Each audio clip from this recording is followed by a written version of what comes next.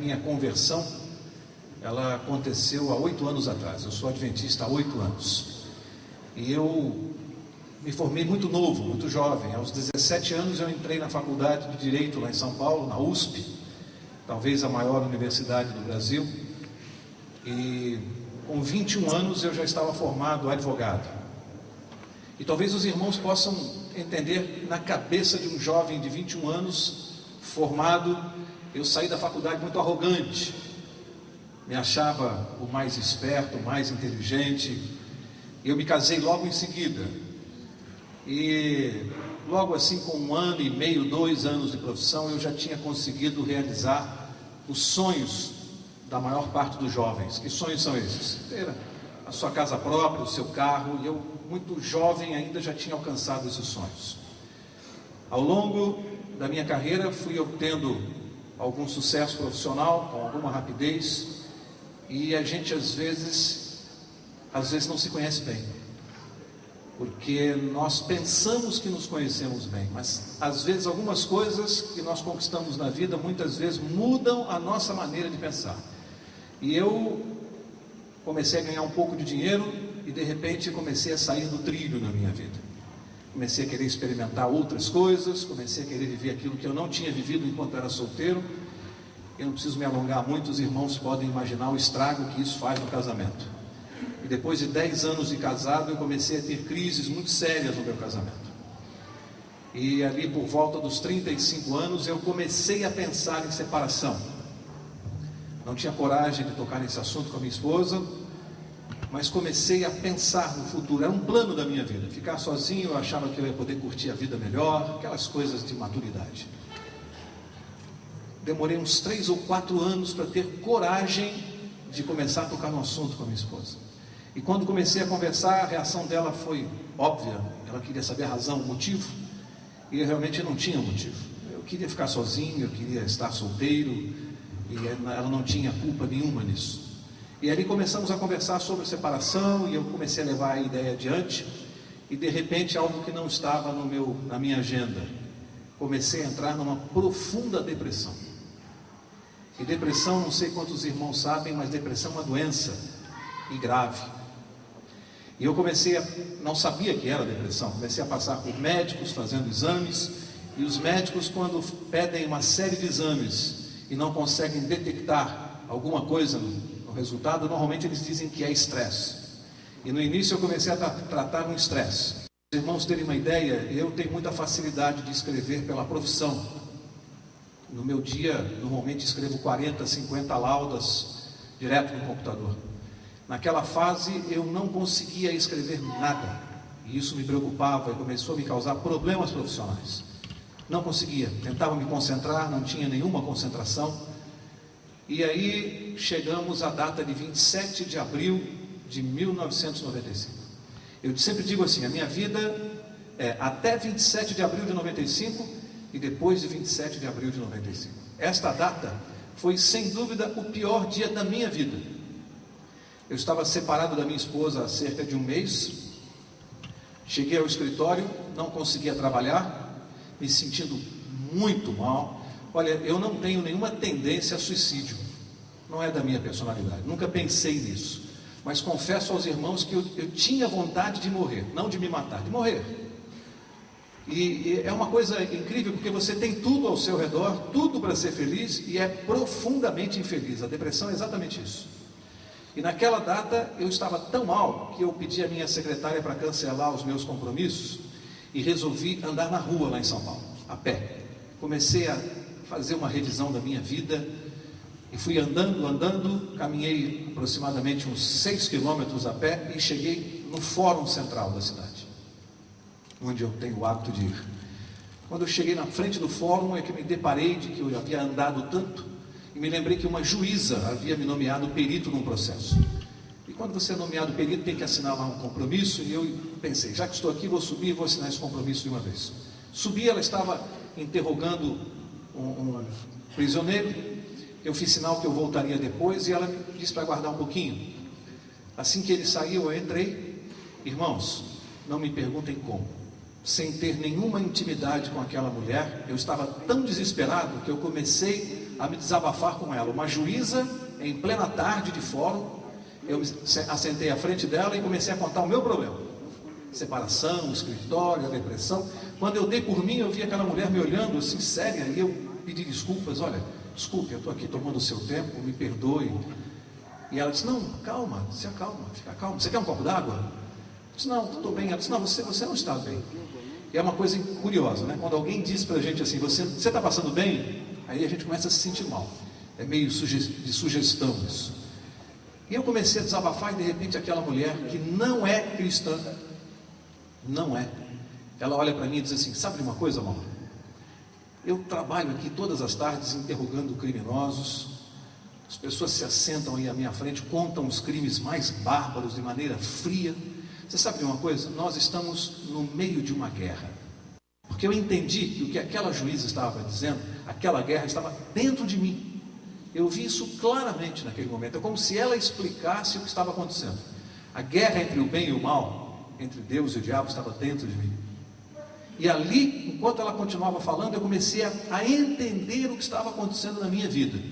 E numa fração de segundos eu comecei a voltar a fita da minha vida e fui vendo claramente onde o meu trem saiu do trilho. Claramente. E é uma coisa interessante. Eu nunca havia aberto uma Bíblia na minha vida até os 40 anos. Nunca. Mas é impressionante porque Deus coloca dentro de nós uma coisa que nós chamamos de consciência, mas que nós sabemos que é a voz do Espírito Santo. Sem nunca ter aberto uma Bíblia, nós podemos claramente saber quando estamos fazendo coisas erradas. É um trabalho do Espírito Santo. Claramente você sabe onde você está errando na sua vida. E eu, naquele momento, comecei a rever a minha vida e eu sabia claramente as coisas erradas que eu vinha fazendo ao longo dos anos. E foi ficando para mim muito evidente que aquilo estava tendo consequências, já físicas, não só espirituais. E ela continuou falando, no momento da conversa, ela disse assim para mim, sabe de uma coisa, Mauro? Eu acho que Deus não nos fez para sofrer. Eu acho que nós sofremos porque não fazemos a vontade de Deus. Quando ela disse aquilo, é como se explodisse uma outra bomba dentro de mim. Sofremos porque não fazemos a vontade de Deus. Explicava tudo o que estava acontecendo comigo. O que os médicos não conseguiam entender, os analistas, ela estava me falando com clareza. O meu sofrimento daquele momento, a depressão, era o resultado de más escolhas que eu havia feito na vida. Não sei se os irmãos conseguem entender como aquilo foi ficando claro na minha cabeça. Numa conversa de 10 minutos, é como se Deus tivesse usado aquela mulher e usou mesmo para falar comigo. Me despedi, cheguei na calçada e ali uma sensação que não dá para descrever. Aos quase 40 anos de idade eu não sabia qual era o próximo passo. Eu não sabia se eu andava para a direita, para a esquerda, para trás. O que eu ia fazer da minha vida? Eu não sabia. Eu não sabia se eu devia voltar para casa, para minha mulher, se eu ficava sozinho, se eu ia para o escritório. Não sei se os irmãos têm ideia do que é sentir isso. Qual o próximo passo na vida? E ali, parado naquela correria do centro de São Paulo, por alguns minutos eu fiquei parado ali, as pessoas passando, esbarrando em mim, e eu comecei a decidir a minha vida ali. E começou a ficar claro que eu precisava voltar para casa e conversar com a minha esposa. Eu fiz isso às 3 horas da tarde. Fui embora para casa. Cheguei em casa, já não tinha mais a chave, toquei a campainha, minha esposa atendeu, olho inchado de quem estava chorando há uma semana. Ela me recebeu na porta e disse assim, o que você quer? Eu disse, eu quero conversar com você. E ela disse, Mauro, por favor, vá embora, você já me magoou demais. Ou você se abre comigo, ou nós não temos mais o que conversar. Eu entrei e comecei a tentar descrever o que estava acontecendo comigo. Logicamente, poupando a minha esposa de muitos detalhes ao longo dos anos, porque isso só magoa. Mas ela é uma mulher inteligente e foi capaz de entender o que estava acontecendo. E ali nós tivemos uma conversa muito séria, e depois de conversarmos, eu disse que eu queria voltar para casa. E eu estava convicto que era o que eu queria mesmo. E naquele momento a minha mulher olhou para mim e me fez uma pergunta que qualquer mulher faria numa situação como essa. Ela me disse assim, por quem você quer voltar para casa? Pelo Paulinho e pelo Beto? Ou por mim? Irmãos, deu 8 da noite, 9, 10, 11, eu estava com o cotovelo na janela, a ponto de, no dia seguinte eu estava com 2 manchas roxas no cotovelo. de tanto tempo que eu fiquei ali apoiado, pensando na vida.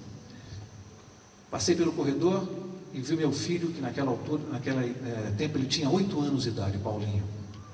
E ali Deus tinha uma lição para mim. Quando eu vi o meu filho dormindo ali na cama, eu entendi que é impossível para um ser humano normal tentar ser feliz abandonando um filho. É impossível. Isso é um sentimento que Deus colocou no nosso coração, que quem tenta lutar contra isso vai ser profundamente infeliz. E ali eu comecei a entender a razão de todo o sofrimento que eu vinha passando, quer dizer, lutando contra as coisas de Deus, lutando contra tudo aquilo que Deus colocou como projeto para a nossa vida. Eu estava remando contra a maré. Passei pelo quarto, vi minha esposa dormindo. Outra lição: eu acho que fazia uns 10 anos que eu não olhava para minha mulher direito. Naquela madrugada eu fiquei olhando para minha esposa, dormindo.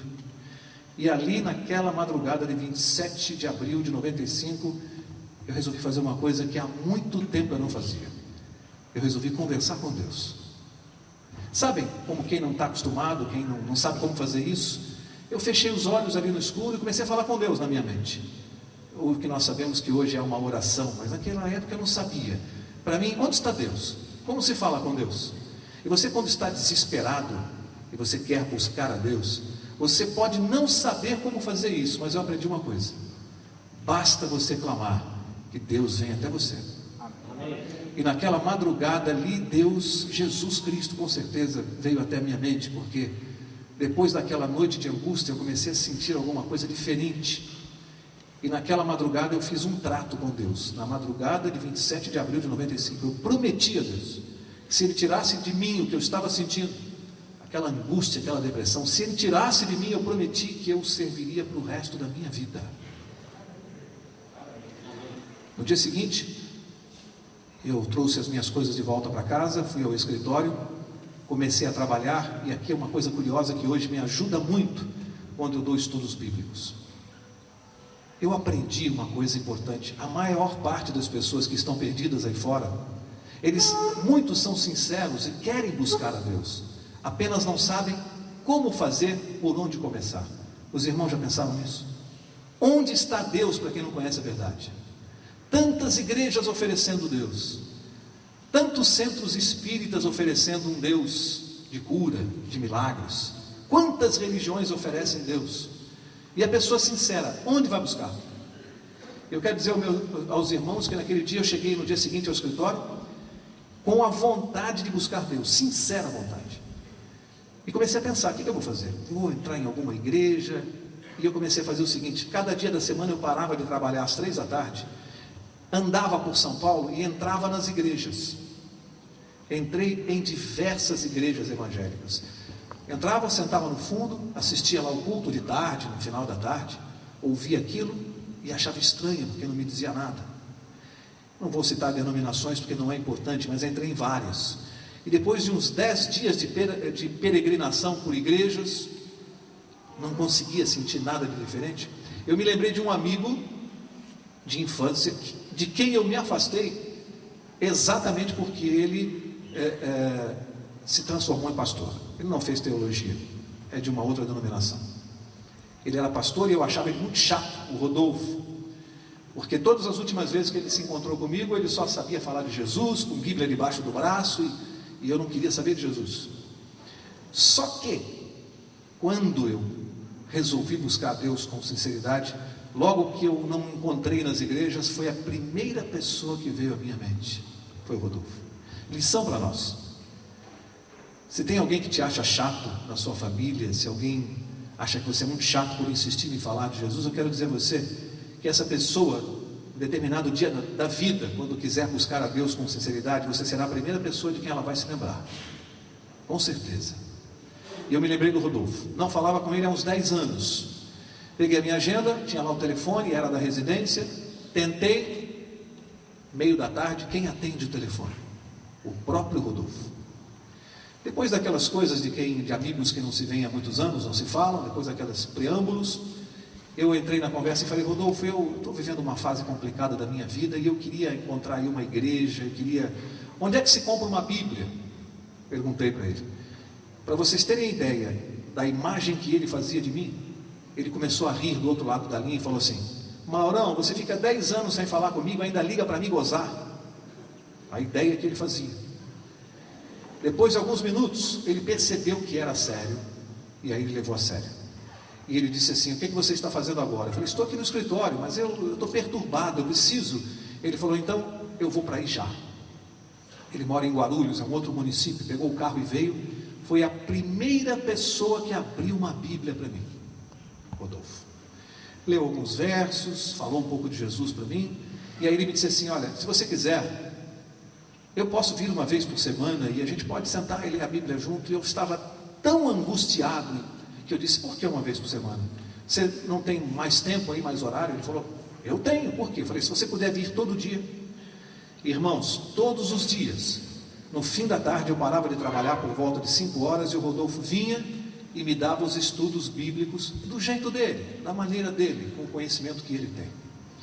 E assim eu comecei a ter estudos bíblicos, a minha esposa também com ele.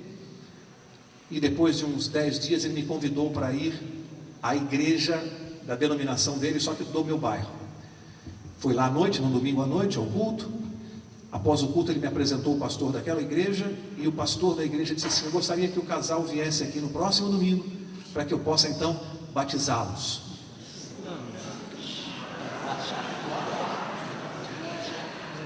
Aquilo me assustou um pouco, primeiro porque a minha reação normal foi dizer: mas eu já sou batizado. E ele ali com a Bíblia tentou me explicar rapidamente que o batismo de criança não vale, enfim, me deu umas explicações no hall da igreja ali, e marcou de eu vir me batizar com a minha esposa no domingo seguinte. Irmãos, quando nós estamos buscando a Deus com sinceridade, você topa qualquer coisa. Ele me convenceu que eu precisava me batizar, e eu disse: tudo bem, se é preciso, vamos nos batizar, eu e minha esposa. E aí começa uma parte interessante disso. O meu filho mais velho namorava com uma moça adventista, e eu não sabia que ela era crente, mas para mim as religiões eram todas iguais. Esta menina, talvez muitos de vocês a conheçam, porque durante muitos anos ela cantava no grupo Projetarte. Hoje ela mora nos Estados Unidos, era a Andréia. Cantava uma loirinha pequenininha, de 1,50 m e pouco de altura. Quando o meu filho contou para ela que eu havia ido a uma igreja evangélica com a mãe dele, e que o pastor havia dito que nós íamos nos batizar, meu filho estava achando isso muito bom. E a menina, logicamente, uma adventista, estranhou e disse que queria falar comigo. E eu nunca vou me esquecer quando aquela baixinha veio falar comigo tremendo.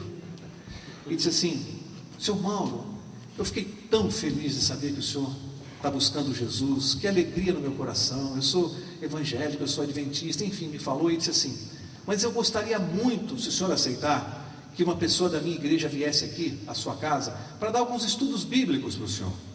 E eu disse: não, tudo bem, mas eu já estou tendo estudos bíblicos há alguns dias já com o Rodolfo. E ela, sem magoar, ela disse assim: não, eu sei, é muito bom, mas eu gostaria tanto que o senhor conhecesse esse irmão da minha igreja.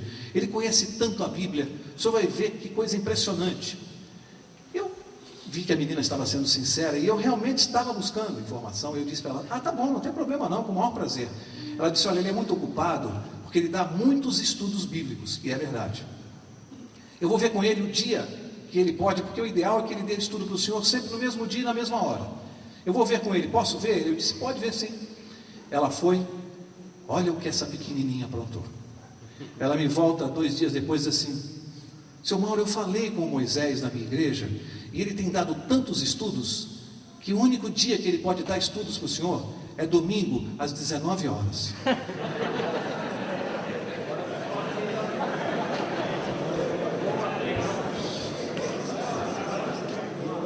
Aí eu disse para ela: Andréia, mas domingo às 19 horas, eu não posso, porque eu tenho lá marcado o batismo. Ela disse: mas seu Mauro, por favor, eu queria tanto que o senhor, antes de se batizar, ouvisse alguns estudos, é muito importante.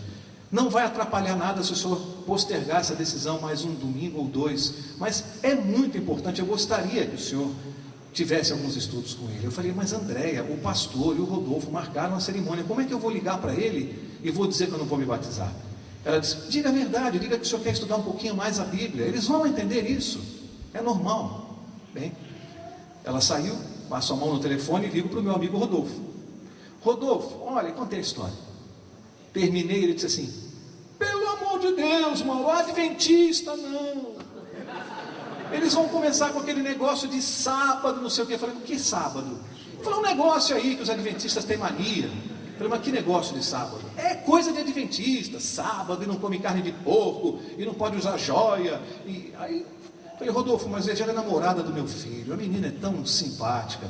E no fundo, a ideia de atrasar um pouco o batismo me agradava. Bom, deixa eu empurrar isso um pouco para frente, que isso é estranho. Então, ela me deu um gancho para eu poder dizer para ele: não, pera um pouquinho, se não fizermos agora, nós podemos fazer no outro ou no outro. Enfim, depois de ficar bastante chateado, ele teve que concordar. Domingo, 19 horas em ponto, toca o interfone do meu prédio. E ali Deus tinha uma lição importante para mim. Porque, de repente, eu abro a porta, quem eu vejo? Ela, acompanhada de um senhor negro, muito humilde, dava para perceber, muito humilde mesmo. Domingo à noite, na minha casa, de terno, gravata e Bíblia debaixo do braço. Aquele crentão. Assim como eu hoje, né? Assim como eu hoje. Mas me chocou aquela visão, porque o Rodolfo vinha me dar estudos à vontade, calça jeans, e de repente aquele homem de terno, gravata, Bíblia, quer dizer, aquela imagem de crente que já me deixou uma sensação estranha. Muito educado, entrou, conversamos um pouco, a Andréia fez as apresentações, e ele disse assim: irmão, o senhor permite que nos ajoelhemos aqui na sala da sua casa para fazermos uma oração, porque nós vamos abrir a palavra de Deus, e sem a presença do Espírito Santo, não tem como nós entendermos. E aquilo me causou uma sensação assim muito reverente, né? Muito sério. E nos ajoelhamos, ele fez uma oração, e aí abriu a Bíblia e me deu o primeiro estudo bíblico sobre a volta de Jesus. Amém. Os irmãos sabem o que é falar da volta de Jesus para alguém? Só que o que me impressionou, mais do que saber que Jesus ia voltar, porque até os 40 anos de idade, nunca na minha vida eu ouvi dizer que Jesus ia voltar. Nunca. E o Rodolfo também não tinha ainda me falado sobre esse assunto. E ele deu o estudo, mas o que me chamou a atenção foi uma coisa. Deu para ver claramente, porque eu sou observador, nos primeiros minutos do estudo bíblico, deu para ver a diferença flagrante entre alguém que conhece a Bíblia e alguém que apenas lê a Bíblia. E eu sei observar e vi que o Moisés tinha método, cruzava verso com verso, pintou, fez um quadro maravilhoso sobre a volta de Jesus, que eu fiquei olhando assim, impressionado com a facilidade com que ele achava os versos e ia me mostrando aquilo. E em contrapartida, na minha mente, foi inevitável fazer uma comparação e perceber que, por mais boa vontade que o Rodolfo tivesse, ele não tinha aquele conhecimento. E aí Moisés marcou no outro domingo e no outro, e a cada domingo um estudo bíblico novo. E é uma coisa impressionante, eu sou muito questionador. As pessoas não me levam com facilidade. Sabe o que eu fazia? Enquanto ele me dava os estudos, logo a partir do segundo ou terceiro, eu tinha um caderno, eu comecei a anotar as passagens que ele usava. Quando ele saía da minha casa, eu ficava no quarto com a minha esposa e eu ia checar passagem por passagem. E eu queria ler se de fato era aquilo que ele tinha falado. E aí comecei a conferir, e o que eu estava fazendo sozinho? Eu acabava reestudando o assunto e ficava mais claro na minha mente, até que chegou, inevitavelmente, o estudo sobre o sábado. Com isso eu já tinha postergado mais de um mês o batismo. E o Rodolfo, feliz da vida comigo. Chegou o estudo sobre o sábado, e no dia que o Moisés falou que ia falar sobre o sábado, me lembrei que o Rodolfo havia me advertido. Então fiquei já meio preconceituoso. Vamos ver o que é esse assunto do sábado. E ele começou a me mostrar, e aí o Moisés, ungido pelo Espírito Santo, pensou: eu estou falando com um advogado, vamos trabalhar essa questão pelo lado da lei, que ele vai ter mais facilidade. E começou a me mostrar os 10 mandamentos, a lei de Deus e o sábado, e aquilo foi entrando nítido na minha mente. E ele foi embora, eu relia os versos, ele me deixou.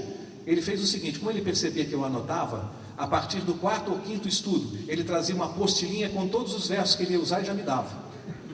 Isso é para o senhor não ficar perdendo tempo de anotar, acompanhe aqui comigo. Só que ele me deixou os versos todos. Bom, Terminado o estudo, ele foi embora. Eu olhei no quarto para minha esposa e dissemos assim: e agora? Essa questão do sábado é séria, está na Bíblia. E aí ela disse assim: espera aí que eu vou pegar a Bíblia católica da minha mãe, que eu acho que na Bíblia católica é diferente. Falei: pega lá. Ela foi, pegou, abrimos em Êxodo 20, e qual não foi a minha surpresa, que era a mesma coisa. Eu disse: mas espera aí, estudei em colégio católico, e eu aprendi outra coisa, não era isso, guardar domingos e festas, espera aí.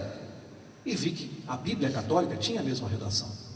Aí, no dia seguinte, digo para o Rodolfo: Rodolfo, esse assunto do sábado aqui é um negócio sério. Ele falou: Mauro, não vai dizer que você entrou nessa. Eu falei: Rodolfo, é um assunto, ele me deixou aqui 50 versos do Velho Testamento ao Novo Testamento. E o Moisés, muito inteligente, sabia que eu havia contado a história do Rodolfo para ele. De propósito, ele já me deu o estudo e já disse assim: olha, os que contestam vão usar estes e estes versos.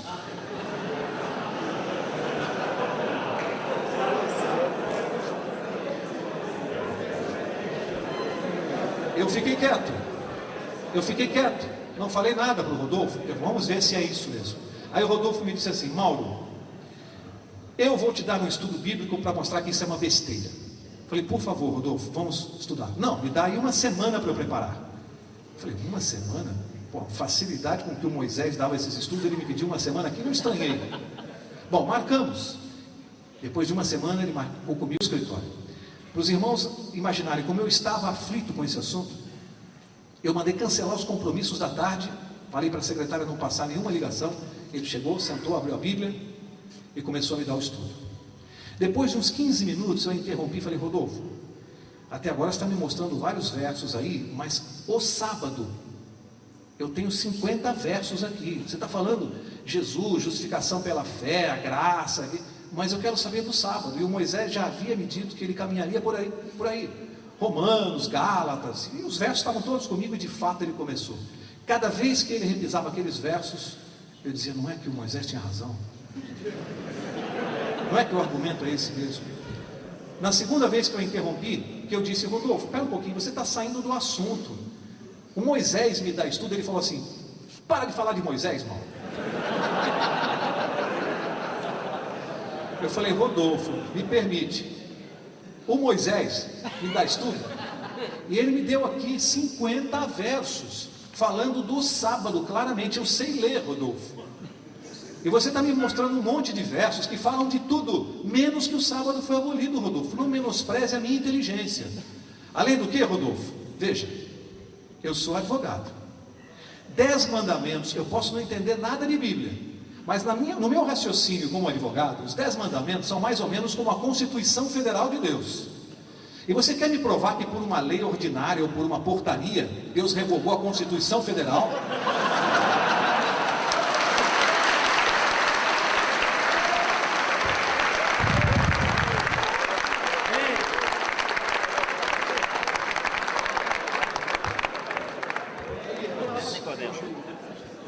Quando eu acabei de dizer isso, sabe o que ele me disse? Ele disse assim: você está interrompendo e atrapalhando o meu raciocínio. Eu falei: meu irmão Rodolfo, é que você está me mostrando versos que... Desculpa o que eu vou te falar, Rodolfo. O Moisés tinha me mostrado todos os versos que você usava. Estão todos aqui. E eu já li antes de você me dar. E não dizem o que você está dizendo, dizem outra coisa, Rodolfo. Ele disse: Mauro, posso concluir? Por favor, não me interrompe, senão não vai ficar, não vou conseguir. Eu fiquei quieto e ele falou mais uns 40 minutos. E eu de propósito fiquei calado ali.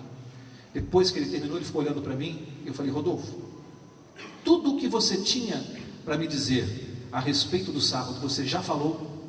Ele disse assim: mais claro do que isso ainda você quer, Mauro? Eu falei: Rodolfo, meu amigo do coração, meu querido amigo, eu gosto muito dele. Rodolfo, tudo o que você tinha que me mostrar para dizer que o sábado foi abolido, é isto que você me mostrou. Ele disse: Mauro, pelo amor de Deus, se um estudo tão claro como esse você não entendeu. Eu disse: querido amigo, eu quero te comunicar uma coisa. A partir desta data, eu sou um adventista do sétimo dia.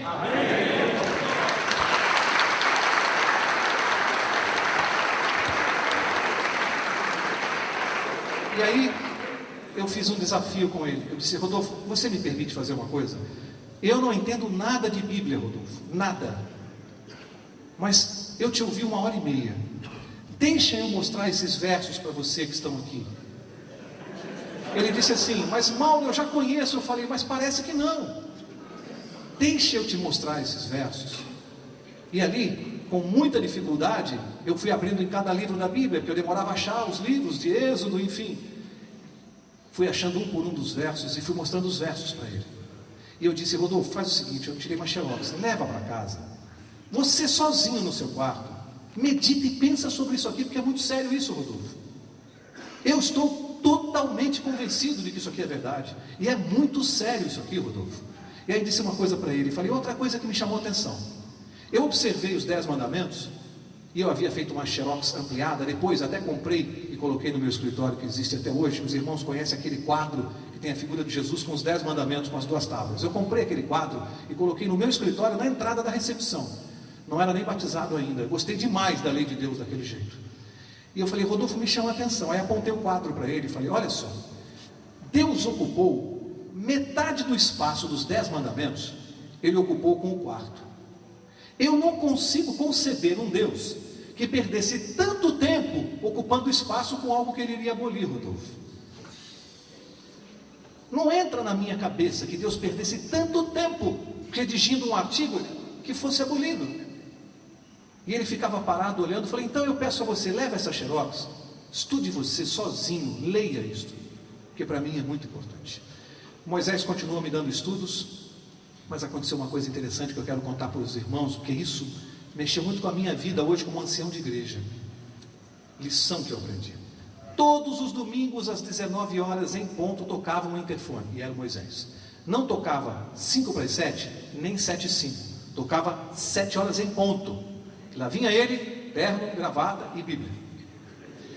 E eu comecei a estranhar aquilo. Falei: não é possível, mas é em ponto. Esse homem não atrasa nunca. Interfonei, falei com o porteiro do meu prédio, disse assim: aquele senhor que vem todos os domingos na minha casa. O porteiro disse assim: ah, o da Bíblia? Eu falei: é. Ele disse: ele me deu um livro muito bonito que eu estou lendo. Já tinha dado o caminho a Cristo para o porteiro. Esse é o Moisés. Esse é o Moisés. Aí eu perguntei: não é porque eu estranho, todos os domingos em ponto ele está aqui.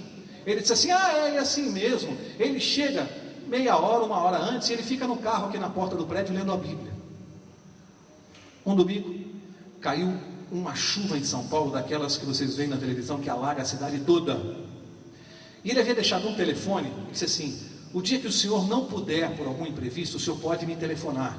O dia que o senhor não puder, porque eu sempre posso.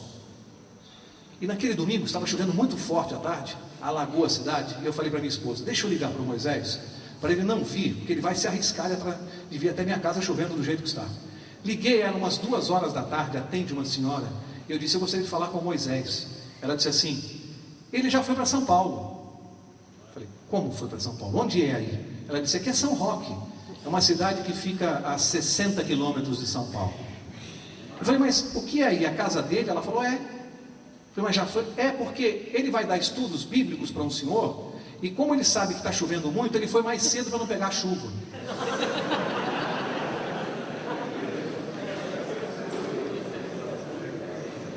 Este foi o homem que Deus escolheu para colocar na minha vida.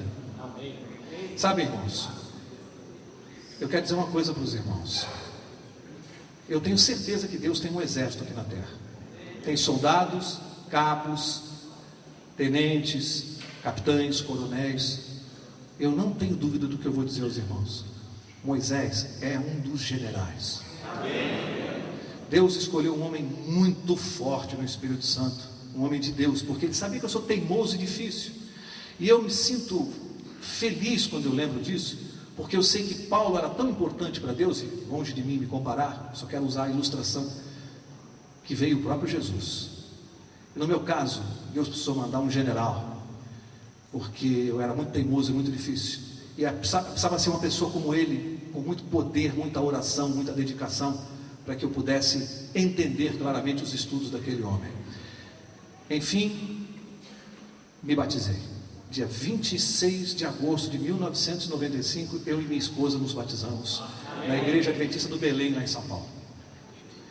Cerca de uns 4 meses depois, o Rodolfo foi assistir o meu batismo na Igreja Adventista, porque eu disse a ele que se ele não fosse assistir, eu ia ficar muito chateado com ele. E ele foi assistir. Eu nunca vou me esquecer que ele foi a primeira pessoa a abrir uma Bíblia para mim. Jamais vou me esquecer disso. Deus o usou também, dentro das limitações dele. Nos batizamos, e aí o Moisés me convida para ir assistir um sermão dele na igreja, na clínica de São Roque. O Moisés Silva, ele é ancião da clínica de São Roque, lá em São Paulo. Me convidou para assistir e em seguida almoçarmos na casa dele. Eu fui com a minha esposa, assisti o sermão dele e fomos até a casa dele em São Roque. Irmãos, poucas vezes na minha vida eu entrei num lar tão pobre. E Deus tinha uma lição muito importante para mim, porque havia uma mesa no centro da sala, um sofá e 2 cadeiras apenas. E aquele homem, com todo carinho com a esposa, serviu o almoço para nós. Como não havia cadeira para todos, ele arrastou a mesa até o sofá, para que nós pudéssemos nos sentar. E ali eu descobri que a gasolina que ele colocava naquele Monza 86, com o para-choque amarrado, a gasolina, talvez faltasse muita coisa na casa dele. Às vezes eu tenho um pouco de dificuldade de falar do Moisés, porque esse homem não precisa abrir a Bíblia para ninguém. É só ver a vida dele e o que ele faz, que a gente percebe que o poder que tem no estudo dele. E Deus me deu lições através dele. Foi quebrando preconceitos, arrogâncias, orgulhos. Eu descobri que aquele homem é um gigante, muito maior do que eu. E ele estava dentro do tanque batismal junto comigo na igreja do Belém. E a partir dali, eu comecei a me preocupar em levar a verdade para a minha família. Agora, eu já contei a segunda parte do testemunho, que é como é que eu conheci a igreja adventista, agora a terceira parte. Meu pai é católico, era católico, meu pai e minha mãe, desde que eu nasci. E meu pai tem uma característica, ele é um homem muito culto, ele tem 5 diplomas universitários, muito culto. Dentre um deles, meu pai é professor de português, e eu estudei no colégio, nos livros de português editados pelo meu pai. Ele é um homem de um português corretíssimo, e eu cresci sendo corrigido pelo meu pai cada vez que eu pronunciava uma palavra errada. E eu comecei a me preocupar, e comecei a pegar os estudos do Moisés, comecei a frequentar classes bíblicas, preparando estudos bíblicos para levar para o meu pai. Depois de uns 2 ou 3 meses em que eu montei vários estudos, eu resolvi com a minha esposa pela primeira vez ir até a cidade que meu pai mora, em São Paulo. Santa Bárbara do Oeste fica perto de Piracicaba, a uns 150 quilômetros de São Paulo. É uma chácara, bem perto lá do Iaê, Santa Bárbara do Oeste.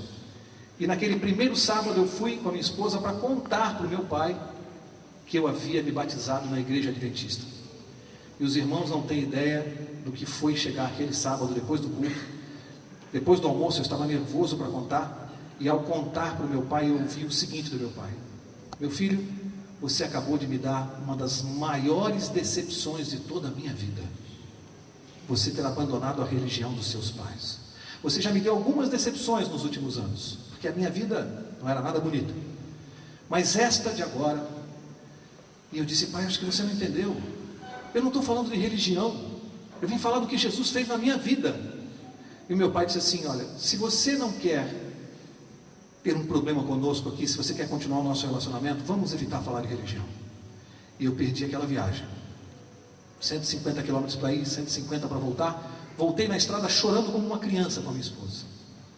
Sábado seguinte, terminou o culto, tentamos mais uma vez, fomos até Santa Bárbara para almoçar.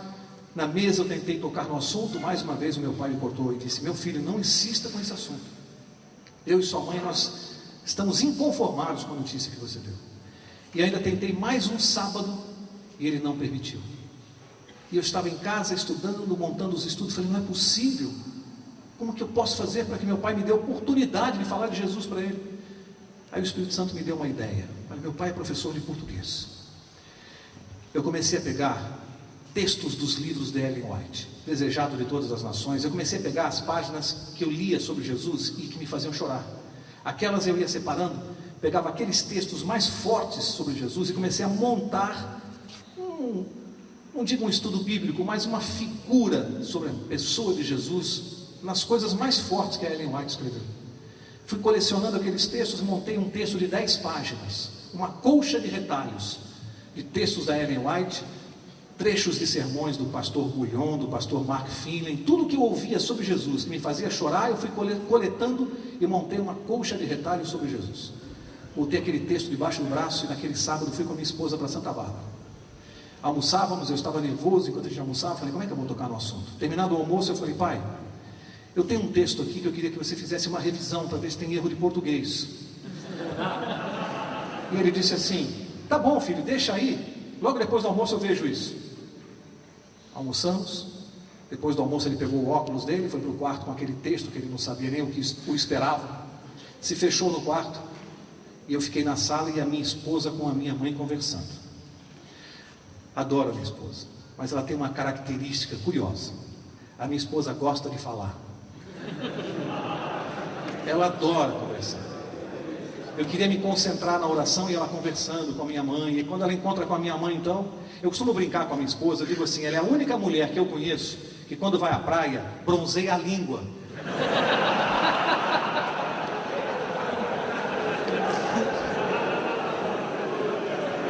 Ela adora conversar, adoro. Olha aqui, eu já fiquei 5 dias sem falar com ela, só para não interrompê-la. E eu estava nervoso, porque eu queria orar. E ela continuava conversando com a minha mãe, alegres, e eu nervoso ali, e o tempo foi passando e meu pai no quarto. Irmãos, depois de 1 hora e meia, ele abre a porta do quarto, vem para a sala. Meu pai muito duro, mas ele não conseguiu esconder que os olhos estavam vermelhos. Ele tinha chorado no quarto, e eu conheço meu pai, deve ter ficado uns 15 minutos esperando secar, para não me mostrar. Mas o texto era muito forte. E ele chorou. Aí sentou, olhou para mim e falou assim, erros de português, né?